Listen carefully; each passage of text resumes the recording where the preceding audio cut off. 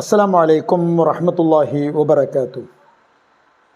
മഹാനായ നബി സല്ലല്ലാഹു അലൈഹി വസല്ലമ തങ്ങൾ മദീന മുനവ്വറയിൽ എത്തിച്ചേർന്നതിൻ്റെ ശേഷം പിന്നെ നബി സല്ലല്ലാഹു അലൈഹി വസല്ലമ തങ്ങൾ ചെയ്യുന്ന ഓരോ പ്രവർത്തനങ്ങളെയും സസൂക്ഷ്മം നാം കാണുമ്പോൾ, പഠിക്കുമ്പോൾ, കേൾക്കുമ്പോൾ നമുക്ക് മനോഹരമായ ശാസ്ത്രീയമായ ഒരു നിർമ്മിതി കാണാൻ കഴിയും.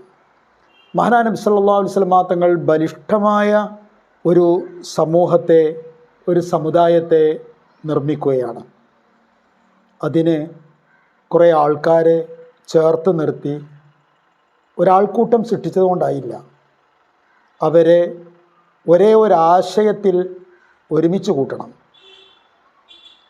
അവരിൽ ഒരേ ഒരു വികാരം പകർന്ന് കൊടുത്ത് വളർത്തിയെടുക്കണം. അവരെ പരമമായ ചില ലക്ഷ്യങ്ങളെക്കുറിച്ച് ബോധ്യപ്പെടുത്തുകയും വേണം. ഇതിനെല്ലാം എന്തൊക്കെയാണോ ചെയ്യേണ്ടത് എന്നത് വളരെ മനോഹരമായി നമുക്ക് പഠിച്ചെടുക്കാൻ, പകർത്തിയെടുക്കാൻ കഴിയുന്ന നീക്കങ്ങളാണ് മദീന ജീവിതത്തിലെ, പ്രത്യേകിച്ചും നബി തിരുമേനി സല്ലല്ലാഹു അലൈഹി വസല്ലമ തങ്ങളുടെ ജീവിതം. മദീനയിലെത്തിയ നബി സല്ലല്ലാഹു അലൈഹി വസല്ലമ തങ്ങൾ ആദ്യമായി ചെയ്തത് പള്ളി നിർമ്മിക്കുകയായിരുന്നു. മസ്ജിദുൻ നബവി നമുക്കറിയാം. മദീനയിലെത്തിയ നബി സല്ലല്ലാഹു അലൈഹി വസല്ലമ തങ്ങൾ ഏറ്റവും ആദ്യമായി ഉദ്യമിക്കുന്ന കാര്യം അതാണ്. അത് കേവലം ഒരു ആരാധനാലയം എന്ന അർത്ഥത്തിലായിരുന്നില്ല എന്ന് വേണം മനസ്സിലാക്കുവാൻ. മദീനയിലെത്തിയ നബി ആദ്യം നിർമ്മിച്ചത് ഖുബാ പള്ളിയാണ്. നമ്മളതിനെ സംബന്ധിച്ച് പറഞ്ഞു കേട്ടു.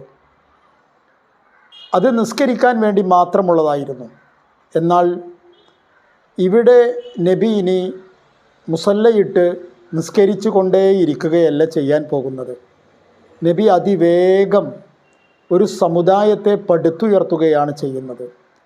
ഓരോ ഇഷ്ടികകൾ കൃത്യമായി ശാസ്ത്രീയമായി അടുക്കി വെച്ച് നബി ഒരു സമുദായത്തെ ഉണ്ടാക്കാൻ പോവുകയാണ്. അതുകൊണ്ട് നബിക്ക് ജനങ്ങളെ തർബിയത്ത് ചെയ്യണം. ജനങ്ങളെ പുതിയ ആശയവും ആദർശവും പഠിപ്പിക്കണം. അതിൻ്റെ സ്വഭാവവും സംസ്കാരവും സമീപനവും ശീലിപ്പിക്കണം. അതിന് വേണ്ടി വന്നാൽ പ്രസംഗിക്കേണ്ടി വരും, പ്രസംഗിക്കണം. അതിനു വേണ്ടി വന്നാൽ സൈനിക നീക്കങ്ങൾ നടത്തേണ്ടി വരും, പ്രതിരോധ നീക്കങ്ങൾ, അത് നടത്തണം.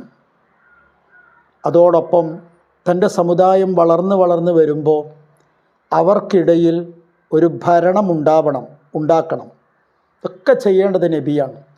അതുകൊണ്ട് തന്നെ മദീനയിലെത്തിയ നബി സല്ലല്ലാഹു അലൈഹി വസല്ലമ തങ്ങൾ പള്ളി നിർമ്മിക്കാൻ വേണ്ടി ഉദ്യമിക്കുമ്പോൾ കേവലം ഒരു ആരാധനാലയം നിർമ്മിക്കുകയായിരുന്നു എന്ന് നാം കരുതാൻ ന്യായമില്ല. മറിച്ച് പാർലമെൻറ്റും പാഠശാലയും സൈനിക കേന്ദ്രവും ഭരണകൂടവും എല്ലാം സ്ഥാപിക്കാനുള്ള ഒരു കേന്ദ്രീകൃത ആലയം സ്ഥാപിക്കുക എന്നതായിരുന്നു നബിയുടെ ഉദ്ദേശം. ഇസ്ലാമിക സംസ്കാരത്തിൻ്റെ പക്ഷത്തിൽ നിന്ന് പറയുമ്പോൾ ഇസ്ലാമിലെ പള്ളികളെല്ലാം ആ അർത്ഥത്തിലുള്ളതാണ്. കേവലം നിസ്കരിക്കാനുള്ള സ്ഥലം എന്ന ചെറിയ ആശയത്തിലേക്ക്, അർത്ഥത്തിലേക്ക് പള്ളികളെ നമുക്ക് ചുരുക്കി കെട്ടാൻ കഴിയില്ല. പള്ളികൾ വലിയ ആശയമാണ്, വലിയ അർത്ഥമാണ്. അവിടെയാണ് ഇമാം ഉണ്ടാവേണ്ടത്, അവിടെയാണ് ഖാളി ഉണ്ടാവേണ്ടത്, അവിടെ ഇരുന്നു കൊണ്ടാണ് മുസ്ലിമീങ്ങളുടെ പൊതുകാര്യങ്ങൾ പറയേണ്ടത്. സമുദായത്തോട് മൊത്തത്തിൽ പ്രസംഗിക്കേണ്ടത് അവിടെ വെച്ചായിരിക്കണം. ആ പ്രസംഗം നിർവഹിക്കുന്നത് അവിടുത്തെ ഏറ്റവും മുതിർന്ന ആളായ ഇമാമായിരിക്കണം, ഖാദിയായിരിക്കണം. ഇസ്ലാമിക സംസ്കാരം പള്ളിയെയും പള്ളിയിലെ പ്രവർത്തനങ്ങളെയും അങ്ങനെയാണ് കാണുന്നത്. അതേസമയം നിസ്കാരം എന്ന് പറയുന്നത് സത്യവിശ്വാസികൾക്ക് ഒഴിച്ചുകൂടാൻ കഴിയാത്ത കാര്യമാണ്.